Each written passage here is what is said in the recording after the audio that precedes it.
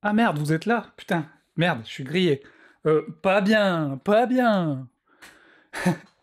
Salut tout le monde, c'est Wawa, j'espère que vous allez bien. Dans cette vidéo, on va parler jeux vidéo et jeux de société. Oh, c'est pas la même taille, hein.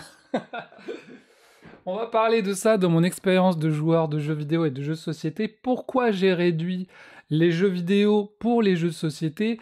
Je suis pas le seul, j'ai fait un petit sondage sur la chaîne, je vous ai posé la question, vous avez été 63% à me dire que vous avez réduit les jeux vidéo pour les jeux de plateau, vous êtes 13% à m'avoir dit que vous jouez autant aux jeux vidéo qu'aux jeux de plateau, si ce n'est plus, et 25% vous ne jouez pas aux jeux vidéo.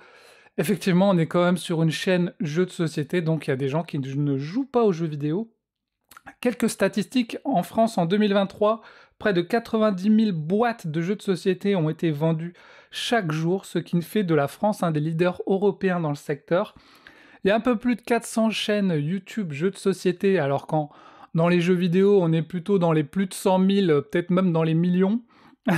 D'ailleurs, la plus grosse chaîne en termes d'abonnés en jeux de société, c'était dans les 100 000, avec le passe-temps, les joueurs de dimanche qui approchent les 100 000, alors que dans le jeu vidéo, c'est plutôt aux alentours de 5 millions, hein. On n'est pas dans le même classement. Et pourtant, 91% des Français jouent régulièrement aux jeux de société et on a plus d'une centaine d'éditeurs en France. Donc, pour ma part, j'ai réduit les jeux vidéo même si je continue à jouer aux jeux vidéo. Mais je vais vous donner 13 raisons pour lesquelles j'ai réduit les jeux vidéo pour les jeux de société. C'est parti, on va commencer la vidéo. Alors, la première des raisons, c'est les écrans, les amis. Eh oui, toute la journée, on est sur les écrans, au travail, sur l'ordi, au téléphone. Bah, vous connaissez quoi, hein, la vie d'aujourd'hui, les écrans. Quand on était petit, on n'avait pas autant d'écrans. Quoi qu'on regardait quand même les dessins animés, j'avoue. Donc, une des premières raisons pour lesquelles j'ai commencé à diminuer les jeux vidéo pour les jeux de plateau, ça a été les écrans. Effectivement, réduire mon temps d'écran, mes yeux, et me plonger dans un gros jeu de plateau, voilà. Là, j'ai pas mal aux yeux, mais bon, faut quand même mettre la lumière, faut lire les choses, etc. Donc, ça me permet de réduire mon temps d'écran, et je sais que vous êtes beaucoup aussi à avoir réduit les jeux vidéo, voire arrêté, pour réduire le temps d'écran, effectivement. Donc, voici l'une des raisons principales pour lesquelles j'ai lâché les jeux vidéo. La deuxième raison, les amis, c'est pour découvrir finalement les jeux vidéo. Moi, je commence à beaucoup en connaître et il commence à avoir beaucoup de jeux qui reviennent, numéro 2, numéro 3, remake, remaster, machin, machin. Donc j'avais envie de découvrir le monde des jeux de plateau que je connaissais un peu moins, découvrir cet univers-là et tous les jeux qu'il y avait, les différentes mécaniques, etc. Donc, bah voilà, même s'il y a des jeux vidéo qui continuent de sortir, qui sont très bien, dans les jeux de plateau, on n'est pas au même niveau, je pense. On a encore beaucoup de choses à découvrir, beaucoup de choses de nouveautés à créer, etc. Et les jeux de société évoluent de plus en plus à chaque fois, les jeux de société modernes. Donc c'est quand même incroyable et ça me fait plaisir de découvrir tout ça. En numéro 3, bah, la chaîne YouTube, j'ai lancé une chaîne YouTube sur les jeux de société, vous y êtes. Merci si vous êtes abonné. Une chaîne YouTube, du coup, ben, forcément, je passe du temps sur la chaîne YouTube, je joue à des jeux, j'apprends des jeux, je donne des avis sur les jeux, j'achète des jeux, etc. Donc forcément, c'est du temps passé en moins pour les autres activités, notamment le jeu vidéo, etc. Donc, bah, forcément, si j'avais lancé une chaîne sur les jeux vidéo, peut-être que je jouerais beaucoup plus aux jeux vidéo, c'est normal. Donc, bon, bah, ça, c'est pas pour tout le monde. Si vous avez une chaîne, vous savez ce que c'est. En quatrième, les jeux en solo. Et oui, en fait, quand j'étais plus jeune, je jouais principalement aux jeux vidéo. Parce que les jeux vidéo, il y en avait beaucoup, c'était des jeux jouables en solo. Tu te mets devant ta console et tu joues en solo à tes jeux vidéo. Mais quand j'ai découvert qu'il y avait des modes solo sur les jeux de société, eh bien, je m'y suis mis, j'ai commencé, j'ai appris, j'ai joué. Et finalement, ça a remplacé mes parties de jeux vidéo. Plutôt que me lancer une partie sur un jeu vidéo, bah, je me lance une partie sur un jeu solo. Alors, le jeu solo, c'est pas pour tout le monde. Il y a des gens qui aiment pas ça. Je pense qu'il faut avoir un petit côté quand même solitaire aimer se retrouver seuls. Pourtant, les joueurs de jeux vidéo ont l'habitude de se retrouver seuls face à un écran.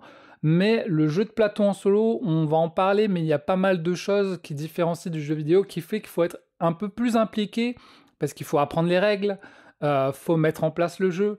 Ça demande plus de motivation, je pense, de se lancer dans un jeu de plateau en solo. Ça prend plus de temps. Un jeu vidéo, tu lances la console, tac, tu joues et puis basta. Les jeux de plateau, ça prend plus de temps, plus d'énergie, je pense. Donc c'est pas pour tout le monde. Faut aimer ce côté solitaire. Il y a des gens qui aiment pas ça, qui n'ont pas l'habitude de ça. Et faut prendre le temps d'apprendre les règles, de mettre en place, etc. Donc ça demande un peu plus de motivation que les jeux vidéo, c'est vrai. Donc, mais en tout cas, ça m'a permis de jouer un peu plus aux jeux de plateau, c'est clair. Ensuite, on a le dématérialisé.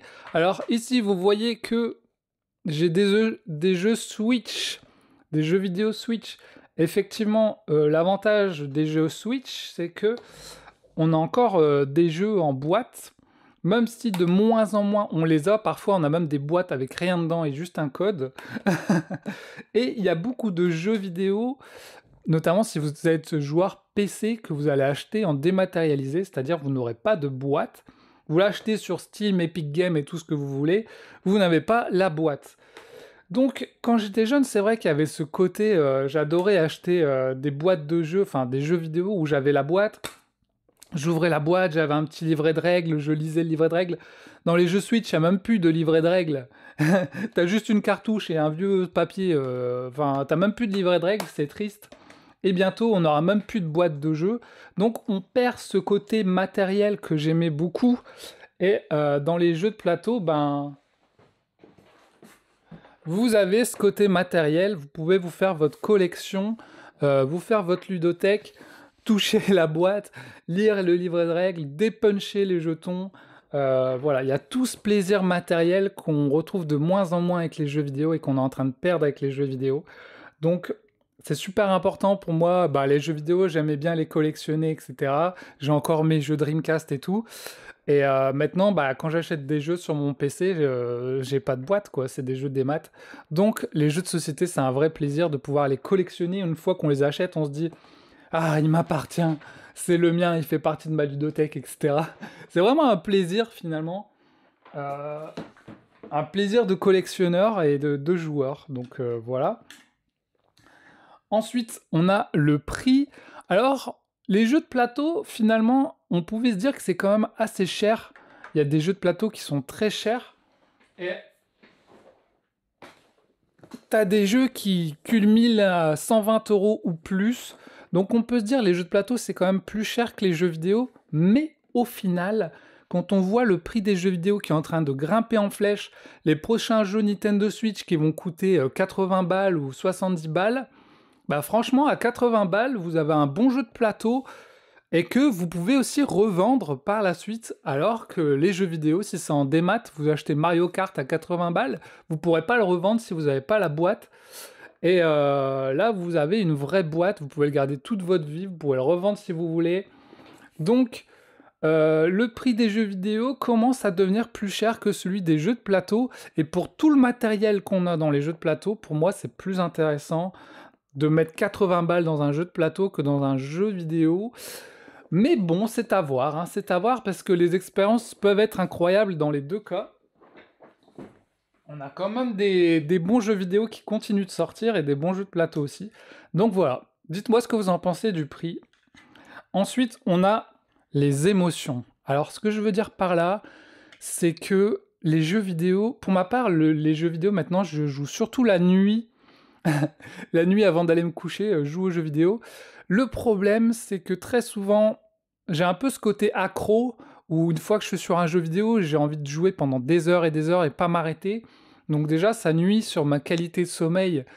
J'arrive pas à m'endormir. Des fois, je vais me coucher à 3 heures du matin parce que j'ai fait des sessions de jeux vidéo.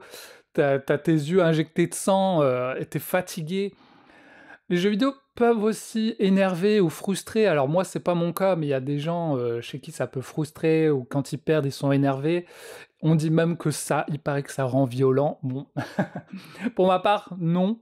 Pour moi, c'est plutôt la fatigue et l'énervement qui fait que ça m'empêche de dormir. Alors qu'un jeu de plateau, Tu joues à un jeu de plateau le soir, je peux te dire qu'après, tu as envie de dormir, hein. C'est comme lire un livre, en fait. Tu sens la fatigue qui arrive. Un jeu vidéo, ça va te maintenir éveillé, alors qu'un jeu de plateau, ça va te détendre et ça va t'endormir comme un livre, en fait, finalement. Et côté sommeil, en fait, je pense que c'est un côté plus positif, même si ça demande plus d'énergie, je pense, justement, mais il n'y a pas ce côté énervement, frustration. On est un peu plus zen, je pense, même si on peut toujours s'énerver sur un jeu de société, jeu de plateau, hein. Mais je pense que les émotions sont pas les mêmes. Donc voilà. Ensuite, qu'est-ce que j'avais en huitième position? La mémoire, effectivement. Dans les jeux de plateau, on apprend les règles, on apprend des choses, on doit mémoriser des choses, il y a la stratégie, etc. Les jeux vidéo, il y a plus ce côté réflexe. Les FPS, etc., c'est un côté réflexe, logique. Alors que les jeux de plateau, c'est plus un côté mémoire, stratégie. Ça joue différemment sur le cerveau, je pense. Et franchement, j'ai l'impression que ma mémoire marche mieux depuis que je joue aux jeux de plateau et que j'apprends des règles. Dites-moi ce que vous en pensez. Mais en tout cas, apprendre des règles à force, bah, ça travaille quand même. Et même la lecture, les fautes d'orthographe, etc., ça a plein de côtés positifs. Après, j'avoue qu'en jeu vidéo aussi, il y a des jeux vidéo en anglais, mais les jeux de plateau, c'est pareil. Vous pouvez apprendre l'anglais, par exemple, avec des jeux. Ça marche dans les deux sens. Mais voilà, on a ça. Ensuite, il y a les adaptations. En numéro 9, les adaptations. Effectivement, même si je réduis les jeux vidéo, eh bien, il y a plein de jeux vidéo qui sont adaptés en jeux de société. Voilà ce magnifique Dead Cells, par exemple. Donc, je peux retrouver des univers du jeu vidéo que j'aime en jeu de plateau et les essayer en jeu de plateau. Donc, je ne suis pas perdu finalement et j'adore les adaptations et de plus en plus elles sont meilleures. Enfin, souvent on se dit, ouais, une adaptation de jeu vidéo ou une adaptation de film, ça va être nul à chier. Et de plus en plus, bah, les adaptations sont très bien faites. Donc, on commence à avoir des bons jeux de plateau adaptés. Et ça fait plaisir, il y en a de plus en plus. En parlant de ça, euh, maintenant je commence à voir les sorties de jeux de plateau et je commence même à jouer à certains jeux vidéo en sachant qu'ils vont sortir en jeu de plateau. Par exemple, cette année, j'ai vu qu'il allait avoir Don't Starve, The Last Spell, Mass Effect qui allait sortir en jeu de plateau. Et en voyant ça, bah, j'ai acheté Mass Effect, The Last Spell, Don't Starve pour pouvoir y jouer en jeu vidéo pour ensuite pouvoir les tester en jeu de plateau. Je sais pas où ils sont parmi tout ça, mais The Last Spell, je l'ai, je sais pas où il est parmi tout ça, mais voilà, j'ai même commencé du coup à tester des jeux vidéo pour ensuite tester les jeux de plateau et connaître l'univers et voir la différence. Est-ce que c'est mieux, est-ce que c'est moins bien? Effectivement, par exemple, je sais que Mass Effect cette année il va sortir. J'ai du coup testé le jeu vidéo et je vais tester le jeu de plateau. Alors apparemment c'est moins bien, l'univers est moins bien retransmis, c'est moins narratif, c'est juste du combat. Donc on verra ça, mais en tout cas, ben je commence même à tester des jeux vidéo pour ensuite tester les jeux de plateau. Et il y a aussi des jeux de plateau qui sont ensuite adaptés en jeux vidéo ou sur Board Game Arena, etc. Il y a tout un univers. Je trouve que les deux univers, jeux vidéo et jeux de société, sont de plus en plus connectés. Voilà, dites-moi ce que vous en pensez. En 10e position, on a la peinture. Les jeux de plateau, les jeux de société, ça m'a remis avec la peinture. Ça m'a redonné le goût de la peinture, de figurines. Donc, voilà, dernièrement, je me suis acheté Zombicide White Death et j'ai peint mes petits personnages. Voilà, donc ça, tu peux pas peindre dans les jeux vidéo. Donc là, voilà, j'avais racheté des pinceaux, des peintures et je reprends du plaisir à peindre mes figurines. C'est aussi un plaisir, une passion que j'ai récupéré grâce aux jeux de plateau. Et il y a plein de petites passions comme ça à côté des jeux de société. Il y en a qui pimpent leurs jeux, qui font des inserts, qui font des petits éléments de décor, qui font des trucs en 3D. Donc, il y a tout un univers autour du jeu de plateau. On va en parler après. Ensuite, il y a aussi bien sûr l'aspect social. Je vous ai parlé du jeu en solo. Effectivement, je joue à mes jeux de plateau en solo, mais je joue aussi à des jeux de société, des jeux d'ambiance, etc. avec la famille, les amis. Il y a maintenant beaucoup de bars à jeux dans les grandes villes, des bars à jeux, même des restos où tu peux jouer, etc., des boutiques de jeux, etc.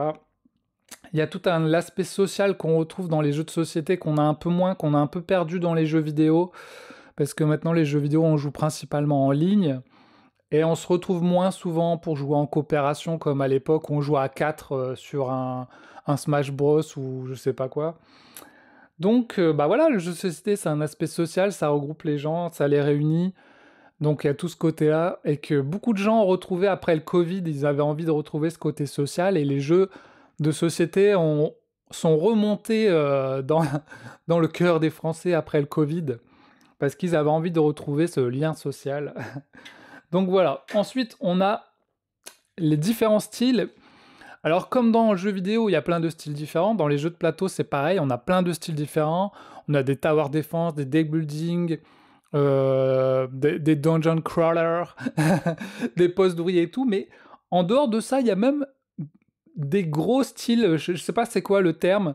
On a les jeux de société avec lequel, bah voilà, on a les jeux de société, mais on a aussi les wargames, tout ce qui est wargame figurines. Donc, par exemple, Warhammer, par exemple, les wargames. Donc ça, c'est un autre style de jeu de plateau. On a tout ce qui est les TCG, donc les jeux de cartes à collectionner, Magic, Lorcana, Altered, etc. Les jeux de cartes à collectionner, c'est tous des univers différents. Et les jeux de rôle aussi.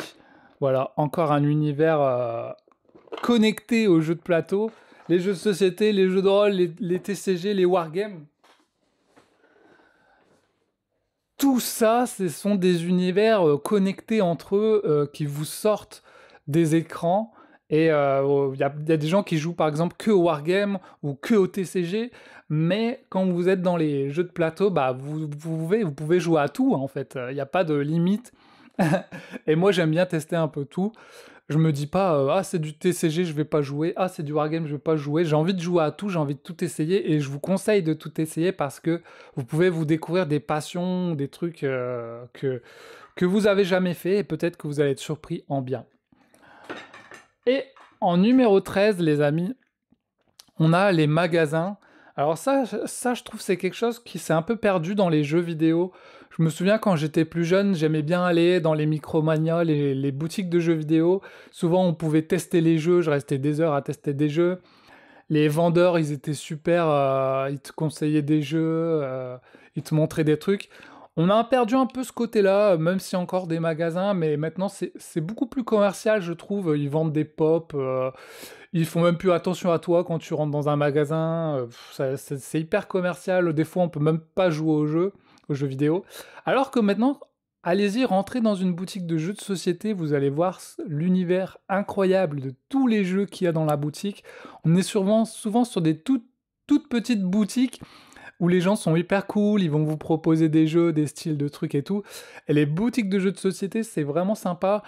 Souvent, en plus, au fond de la boutique, vous avez des petits coins pour jouer. La dernière fois, bah, j'étais à Bruxelles, pendant que Kumquat se faisait tatouer. Je suis rentré dans un bar à jeux, j'ai dit je peux jouer, ils m'ont dit ouais vas-y installe-toi, prends un jeu, tu peux jouer et tout, super sympa et tout, et tu discutes avec lui, il dit ouais vas-y teste ce jeu, tu veux jouer en solo et tout. Donc à ce côté, ben tu peux aller dans les boutiques jouer, c'est ouvert, les gens sont cool. On perd ce côté-là dans les jeux vidéo, c'est dommage, et je suis sûr qu'il y aura même bientôt plus de boutiques dans les jeux vidéo, ça va peut-être disparaître avec le côté démat, donc ça c'est un peu triste. Voilà, je pense que j'ai fait le tour de la question. Dites-moi ce que vous en pensez. Dites-moi ce que vous en pensez de tout ça. Alors bien sûr, j'ai pas arrêté totalement les jeux vidéo, comme je vous dis, j'en essaye encore un peu.